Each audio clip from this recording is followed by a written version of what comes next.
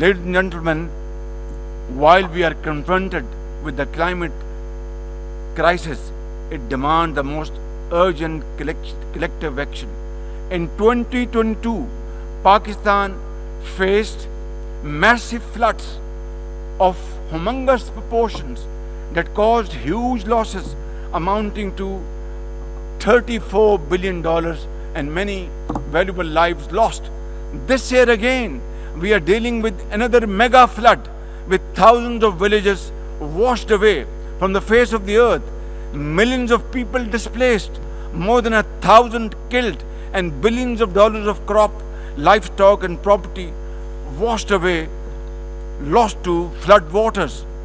Our nation stands united in these testing times, and we are dealing with this natural calamity with remarkable resilience by the grace of God. I have declared a climate emergency to cope with this challenge. The catastrophic floods of 2022 and 2025 this year are glaring examples of loss and damage caused due to climate change. Pakistan, to the contrary, my honorable guests in this hall and through the cameras around the globe, Pakistan contributes less than 1% of global emissions annually, yet it continues to face the relentless brunt and muddy waves of climate change. And then we are told to borrow loans and add on to our debt, huge debt pillars we have over the period of time. This is not fairness. This is not equality. This is not justice. This is not fair play.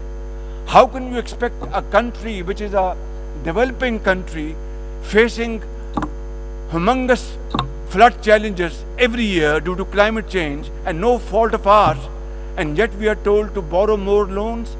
I think borrowing loan would be destroying your economy. We will be better off than not borrowing loan and standing on our own feet, working hard, tirelessly, blood and sweat, and we will inshallah make Pakistan a great country, inshallah.